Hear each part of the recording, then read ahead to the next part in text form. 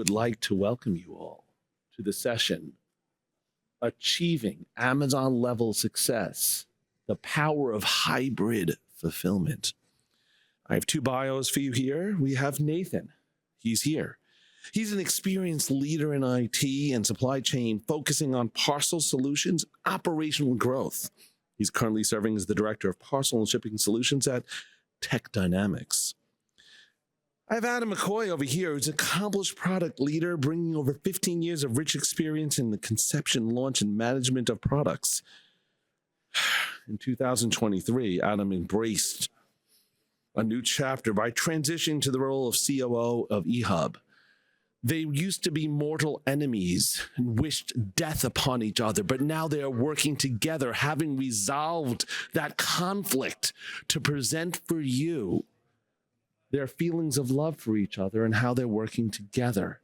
I welcome you all. Please all give a silent clap. There we go. Look at them. They're all silently clapping. Everyone's going along with my reindeer games here, and they're playing along. Here we go. Love it. Awesome. Thanks, Dominic. Okay, let's jump right into it.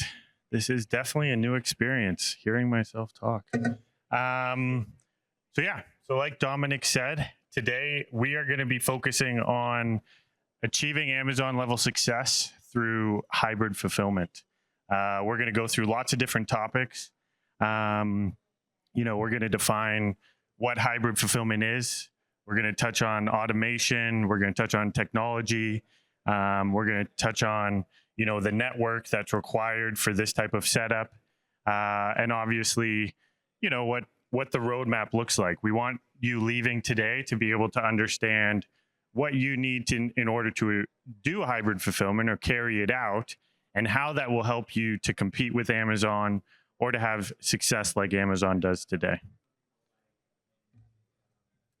Great. Thanks, Nathan.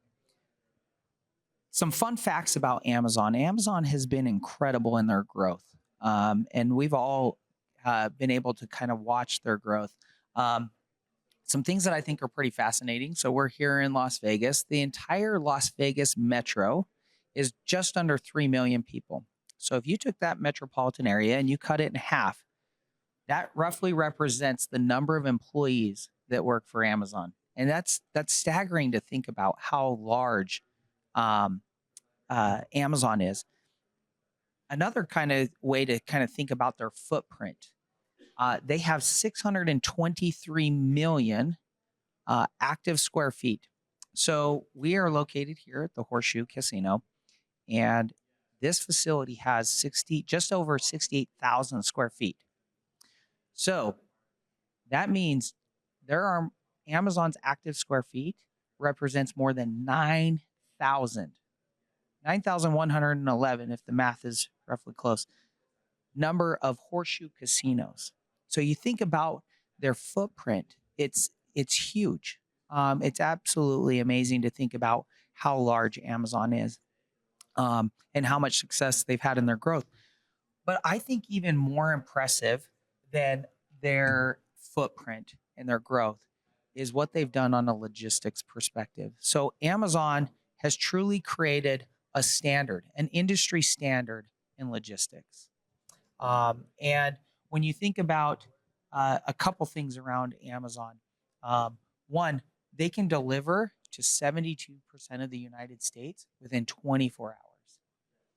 That's pretty remarkable. So quick question for you guys. How many of you have actually decided to purchase a product from Amazon, not because it was where you wanted to buy the product, or not because it was the exact product you wanted? You bought the product because of how quickly you could get that product. Wow. Yeah, almost every hand here was raised. When you think about that e-commerce strategic advantage that Amazon has created simply through logistics, it really is amazing to think about how they've used logistics to create a competitive advantage for them. And so we've all bought products, not because it was the product we wanted or the place we wanted to buy it, but simply because we knew it would get to us, it would arrive at our homes faster. And so Amazon has truly been a pioneer. I think when you think about their growth, a lot of times when you see companies grow, it's hard to continue to scale and to achieve that level of performance. Amazon not only grew, but their performance, as you can see here, was significantly better than the industry. But even benchmarking against their own performance, they continue to prove. Thanks, Adam. So I think that gave us a really good overview or understanding just how big Amazon is. I think, we all are very familiar with them. Many hands went up. We all order from them very frequently. It's always interesting to see some numbers and some stats. But one thing that's interesting is the challenges in fulfillment. And this is something that, regardless of your size, everybody is tackling. If it's, a small brand or small retailer, they're trying to get that shipping time down just like Amazon is. And so even though the scale might be different or what we're, doing might look a little different, the challenges are all very similar. We have up here the long delivery times. Everybody's trying to figure out, how do we reduce delivery times? Because like all of you showed, you ordered stuff just because of how fast it got to you. And then if you're a brand, you're also looking at, how much is this going to cost? Because the shipping is a cost to you. And if you're in fulfillment or a manufacturer, there's so many different ways to look at shipping and the cost. But getting that, cheaper and getting that down is something we all, are doing every day. And it's a big part of being in fulfillment, regardless of your size. I think sometimes people think, we all have different problems because we're all different sizes. But a lot of the time, our problems are similar. They're just different scale. And so, that's what we're going to talk about today, and some of the solutions we can introduce from the scale. And then a big part also, of course, is the flexibility. With Amazon, one of the things they obviously have is they have a lot of capital, a lot of locations, a lot of warehouses. And so they're able to be flexible in where inventory is and in how they fulfill and how fast they're able to get it there. And just like, all of us, if you're on the East Coast, figuring out how to be flexible so that you can grow on the West Coast without that huge piggy bank, without having, all this money behind you. There's a lot of ways to do it. And that's, what we're going to talk about. But, just kind of focusing on how to be scalable, how to be flexible if you don't have that, similar, capital or money like in Amazon. Yeah. And Nathan, I love what you said in terms of the challenges are not necessarily unique. The scale can sometimes be. I think another challenge that you see in terms of fulfillment, and one can be around regulation. And we see that specifically, I think, as a good example of why Amazon hasn't been quite as successful in Europe as they have in the United States. And the regulations can be prohibitive in fulfillment in terms of, not only the different tax codes. You might have different compliance criteria for what is branded on the product, what language it is, and what the criteria is. And so those regulations can significantly impact fulfillment. And so we're going to talk about strategies here as we kind of move forward about some of the benefits with hybrid fulfillment. So, yeah, now let's introduce the topic, that it's in the title, achieve Amazon level success through hybrid fulfillment. And so just to give you a bit of a perspective on what hybrid fulfillment is, this is really focusing on, say you're a brand and you're fulfilling in-house, it's utilizing people, whether it's in the same country, around the world, to have that hybrid approach. Maybe you're fulfilling the East Coast for, within your geographical region, but then you have a 3PL on the West Coast that fulfills out of the West Coast. And so it's taking advantage of what your strengths are, maybe from a technology standpoint, a location standpoint, but also working with others in a hybrid way of setting up this network so that you can tackle that whole idea of getting packages out quickly, getting packages out for a really good cost. A great way I like to think about it, to me, I always love stories and relating it. It's just an easy way to look back. And as we were kind of putting this together, I was thinking, what would hybrid fulfillment be similar to that everyone can kind of relate with? Well, I'm sure all of us, whether it was from the airport to here or what it was, are very familiar with cars, right?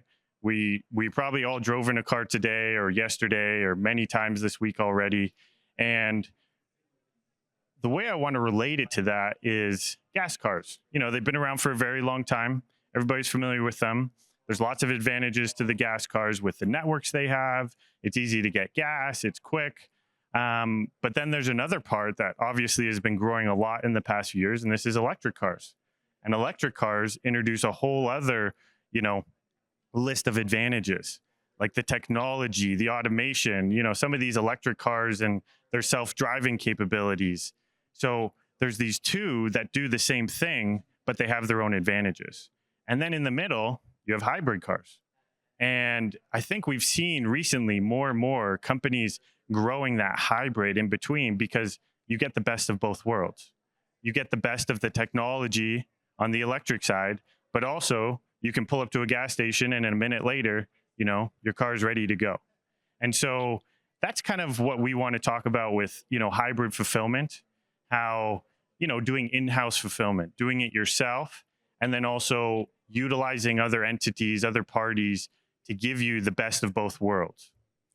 Nathan, I really like the hybrid car example because I think it really demonstrates the balance with hybrid fulfillment.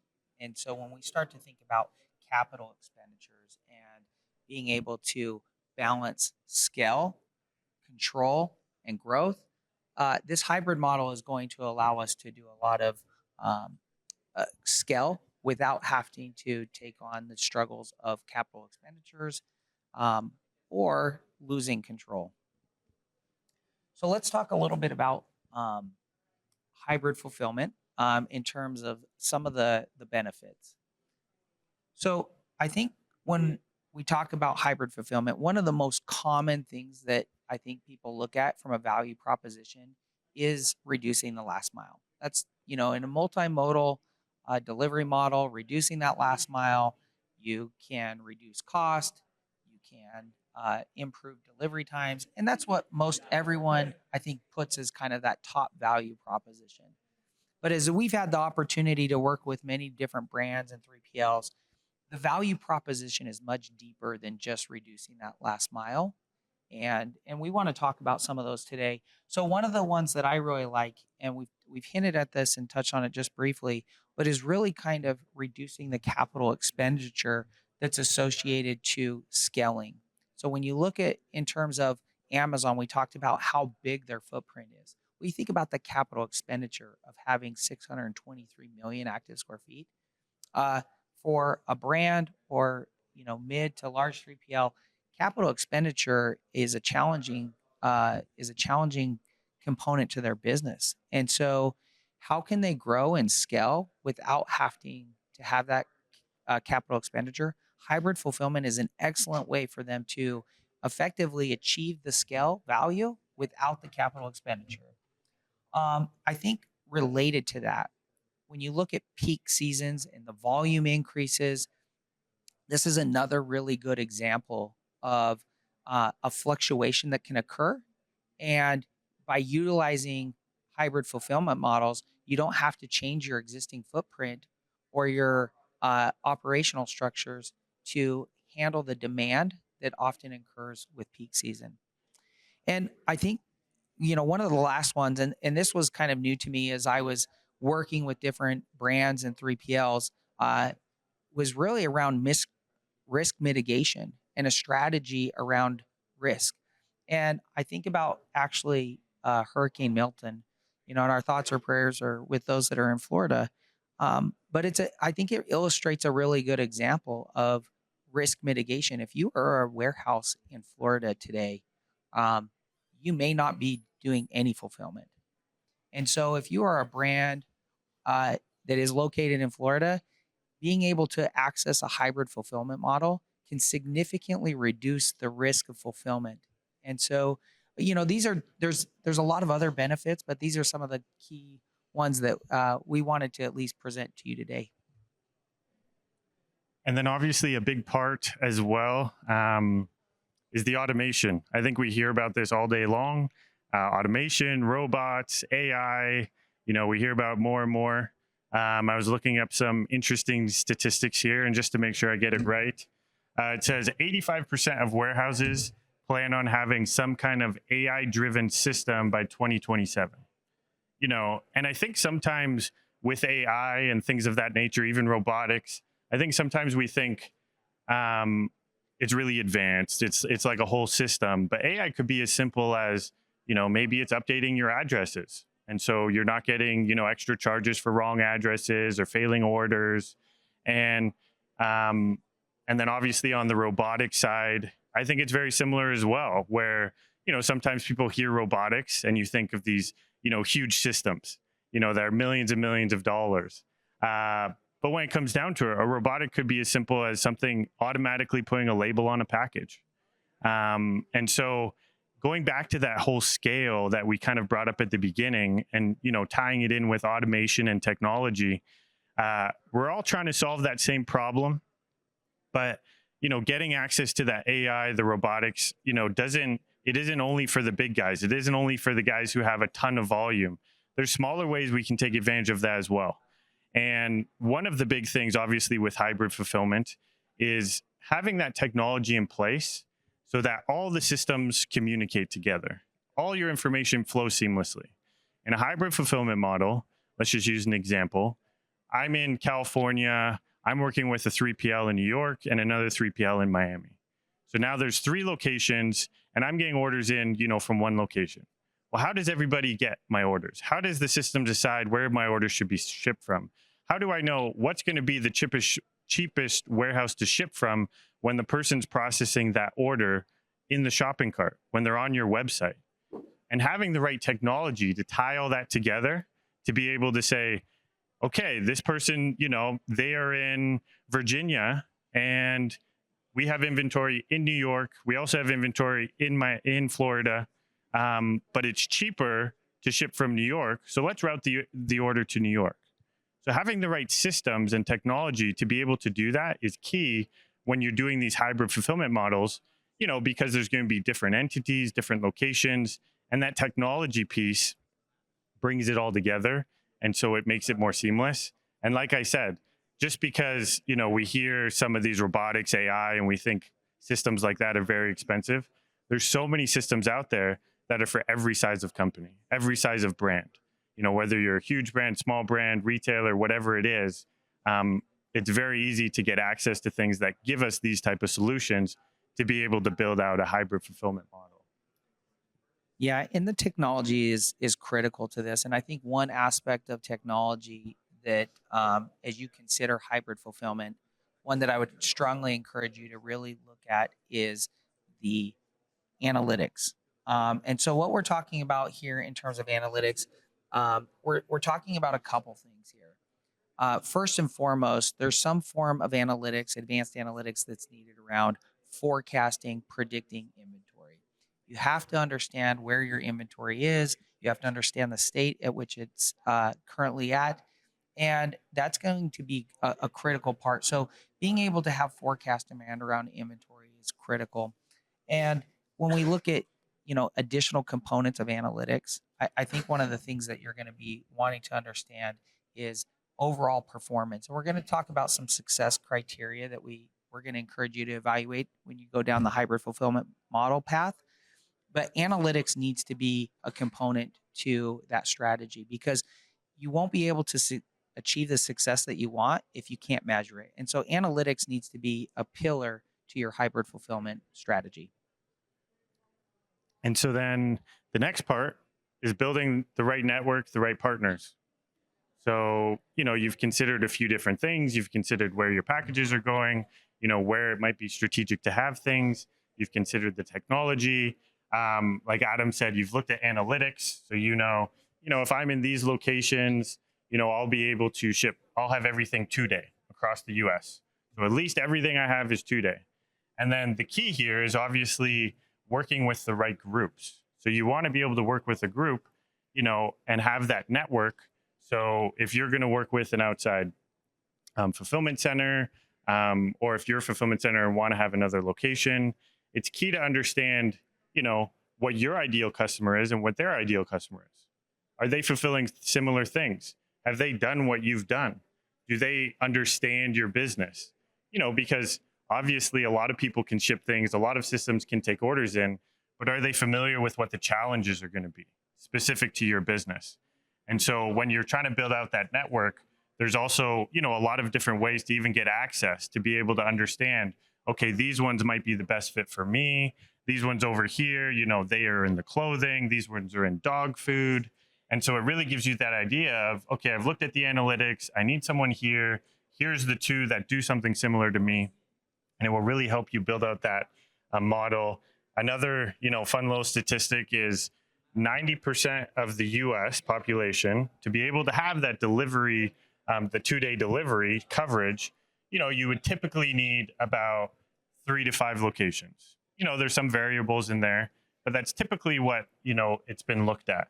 So in order to reach 90% of the US, be able to deliver everything within 2 days, depending on what you're shipping, the weight, the size, all of that, what your packages are, will obviously affect it, but it's that 3 to 5, locations. And that's where the analytics comes in.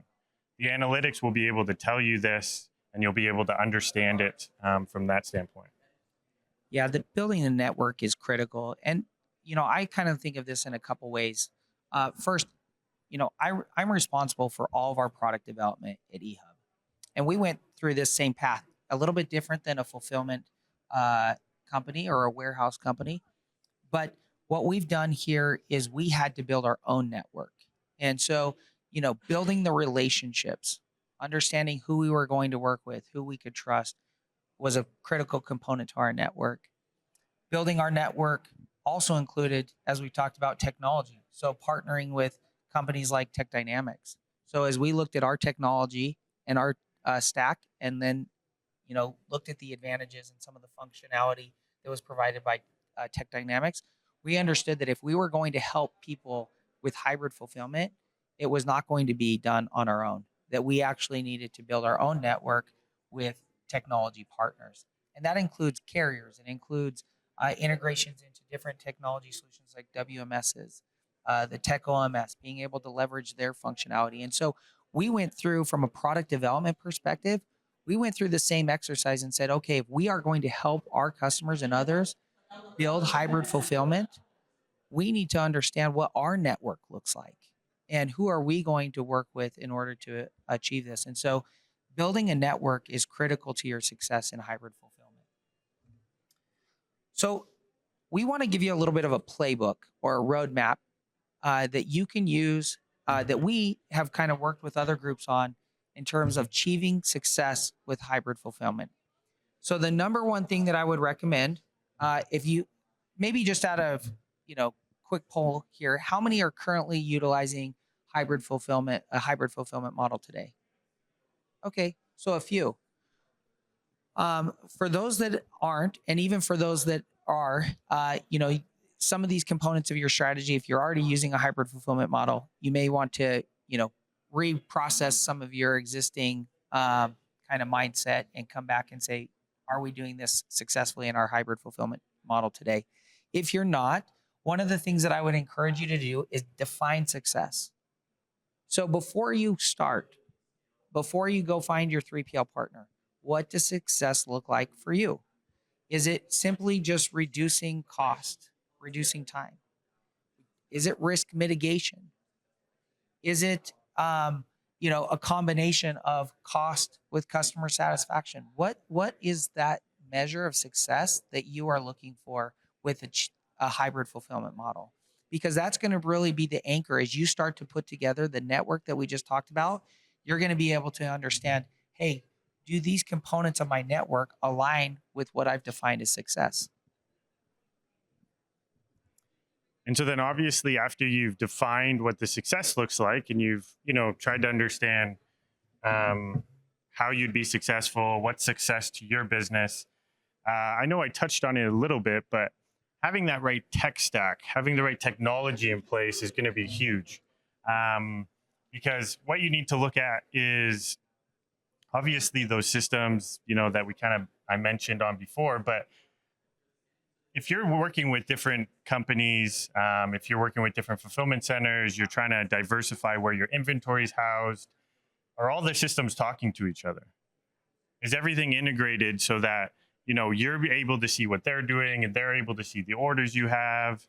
Is everything updating correctly? So the inventory in New York is updating with the inventory in Florida.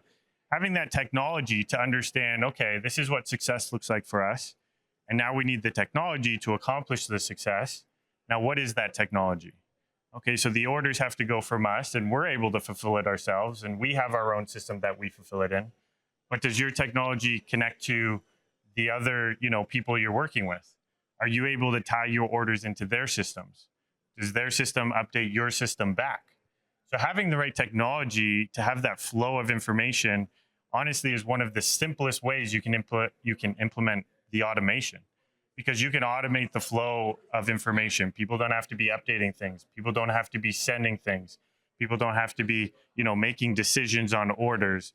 That's probably the lowest level of automation possible, is just, how does technology communicate with each other? So how does your technology work with their technology? And how does their technology work with the carriers? How does it work for tracking? How does it work for returns? And so as you're kind of going through what Adam defined with what is success to you, technology is going to be a big piece of that.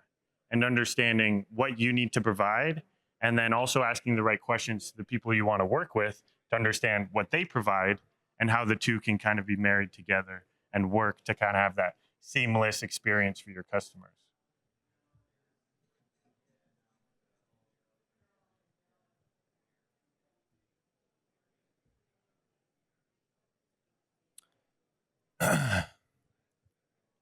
So then hybrid fulfillment, to touch on it a little more, give a bit more of an overview.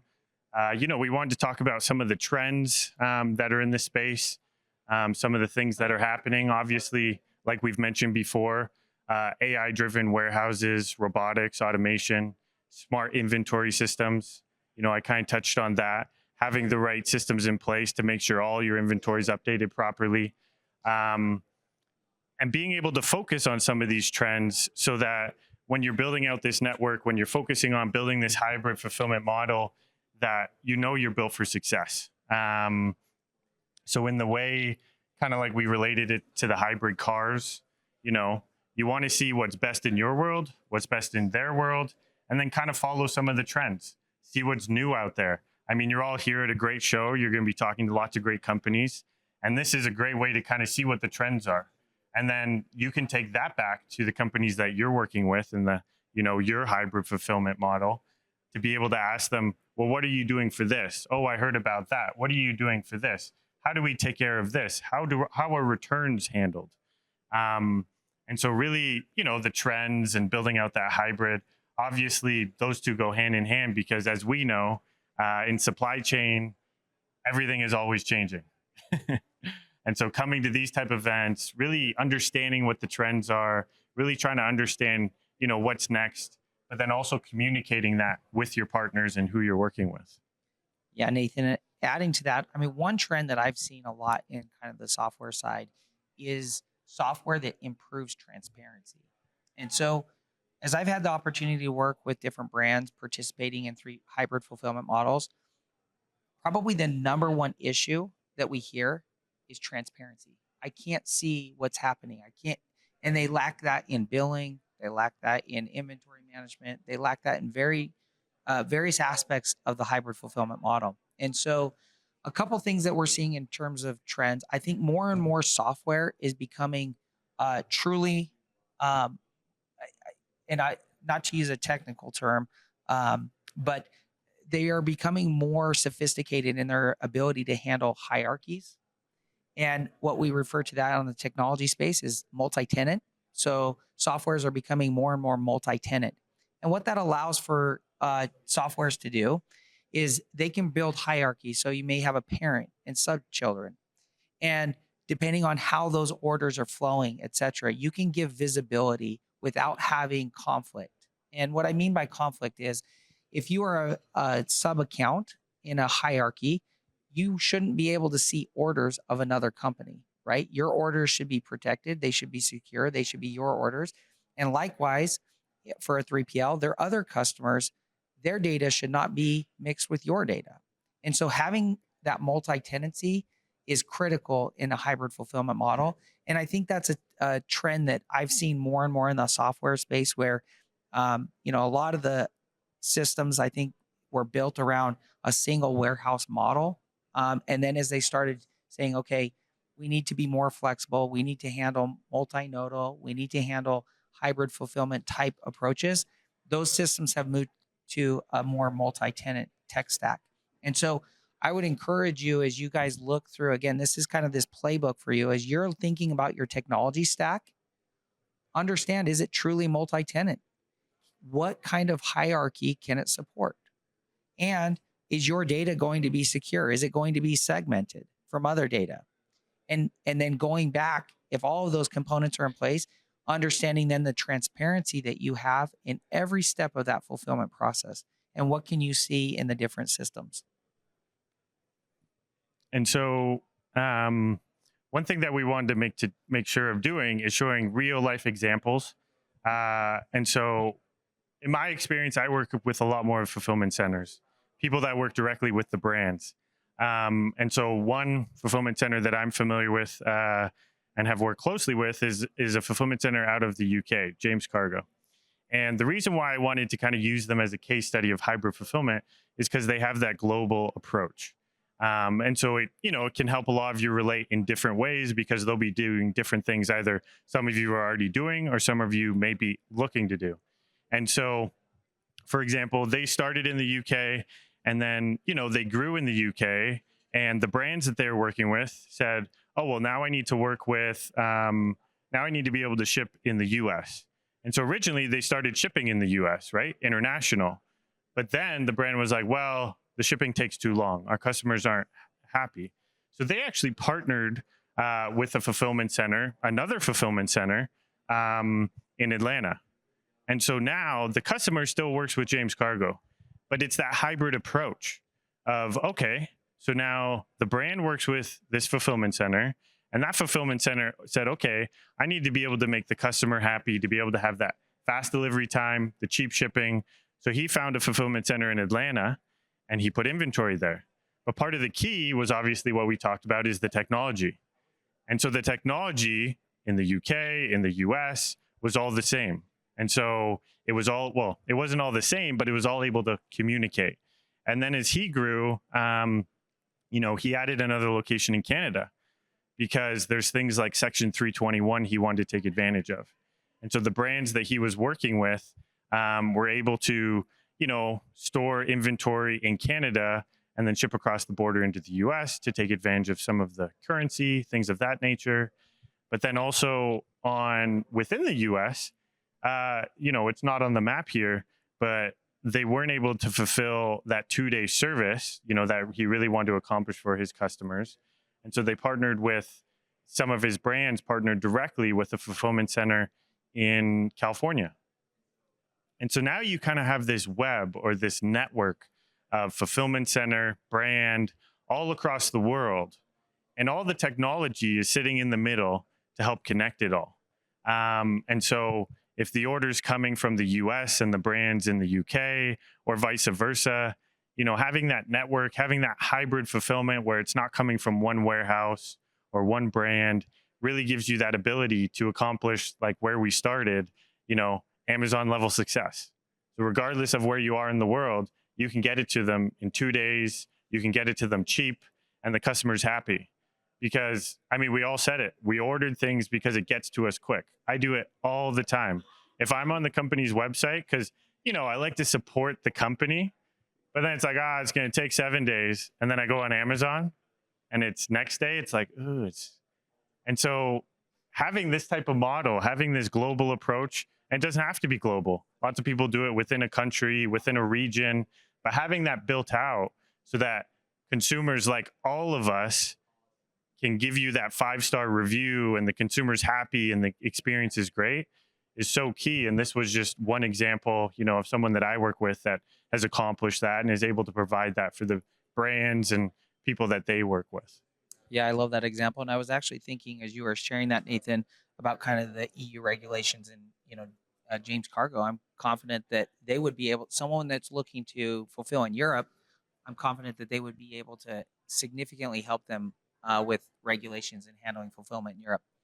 So our customer base is roughly split between 3PLs and brands. And I love working with brands and talking about hybrid fulfillment and getting to understand their success stories.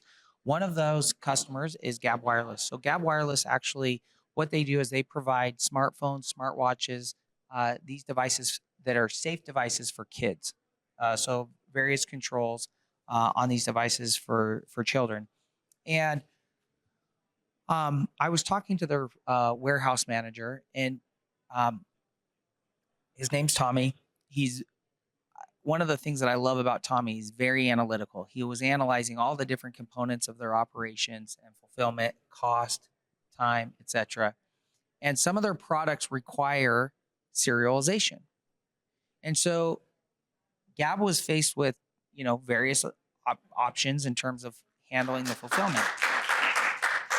They could go ahead and do the fulfillment all on their own, right? So they're going to, again, increase that capital expenditure, increase space, bring in the technology to handle serialization. Or they could say, you know what, for this particular product suite, we're going to go ahead and use someone who specializes in serialization. So they were able to find a 3PL that specializes in fulfillment for serialized product and be able to leverage them. And that, again, going back to defining success, they looked at, hey, we need to grow, we need to scale, we need to handle fulfillment for this new product line. What does success look like? Scaling their business without increasing the capital expenditure. And they were able to do that with a partner in hybrid fulfillment. And that was a really good success story for them. So we want to help you get 5-star reviews. We want to help you reduce shipping costs. We want to help you be able to deliver your products in a more timely manner to your customers. We want you to be able to scale and balance control, you being able to have the insight and being able to scale and really have that solid balance. And so we fundamentally believe that as you work towards hybrid fulfillment, you effectively define your success criteria, as you find and build your appropriate network with partners with an very large focus on technology, analytics, and being able to really scale your hybrid fulfillment model with the right technology stack. We believe that you are going to be more successful in your fulfillment and endeavors, and we want to be a part of that. Even if you're not using our technology, we would love to, sit down and talk to you and be able to understand a little bit more about you, understand a little bit more about your stories. We understand that the world's complex. Fulfillment needs are great.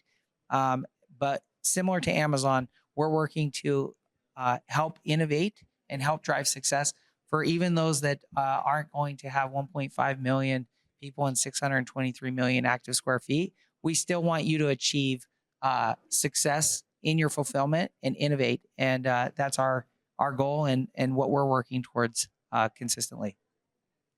Yeah, and just wrapping up here, just to kind of, be a soundboard of Adam. Our goal is the 5-star review. We want everybody to have a great experience that can be direct with the brand, that can give you the best experience from beginning to end. And I think what we covered today does a really good job of kind of overviewing that. Some of the really key features you need from technology, analytics, the right network, defining that success and what it is for you, and using the analytics to be able to capture what success is for you. I think if those are some of the takeaways you take from this. I think, that will be able to help you build the right fulfillment network, to have that hybrid fulfillment model. And I'm sure you guys are bored of hearing our voices. So we wanted to bring Dominic up if you have any questions or... Yes, if you have any questions. First, let's all give them one of those fake round hands. And while we do that, don't stop. I'm going to walk away from the mic. You're going to restart it in 10 seconds.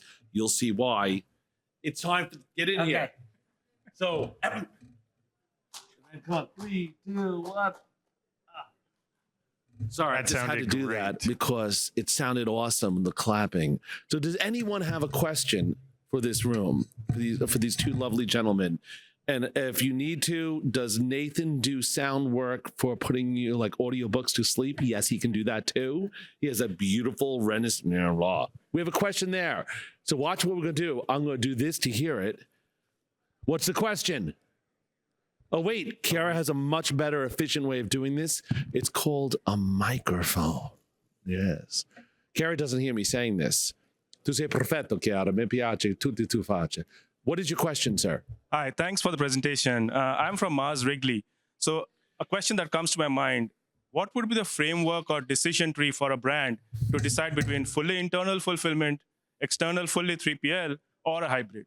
What would the brand decide, or how would they decide that? That's a good question. Yeah, I mean, we work with a lot of brands. I think one of the probably first nodes in that decision tree is effectively their ability from a cost structure perspective to handle that self-fulfillment. So if I think that's probably one of the components. Do they have the capital expenditures sufficient to, expand their fulfillment and run a separate warehouse, separate location, et cetera? I think that's when we work with brands, that's probably the number one component that they first evaluate. I think number two is I think from a brand perspective that we consistently see is the brands have to decide, do they want to excel in fulfillment, or do they want to continue to focus on building their products and building their business? And so we consistently see where brands are saying, hey, our focus is our products, our business. Fulfilling products is not our specialty. That's where we want partners. And so I think as you kind of evaluate the cost structure and the desire from the brand to really excel in fulfillment, I think a lot of the brands that we see that have large scale and are really working to grow that scale, they typically start to move down the hybrid fulfillment model. That was good. We could have time, I think, for at least possibly two. One more question. If you have a question, you get bonus points for not using the word fulfillment or delivery, just as a psychological challenge. Does anyone have a question here? Preferably on this side to make Chiara run. No other questions. I would like to thank our speakers, Nathan and Adam. They would love it if you come to their booths. If you come to the booths, they will give you an Amazon gift card for $1,000 for every. Wow. No, I was only kidding. Chiara just looked at me like, no, don't do that. No, they definitely want to visit. Everyone, give them an official clap. Oh, wait, you actually clapped. We can't hear it, so do that too. All righty. Thank you, guys. Thank you.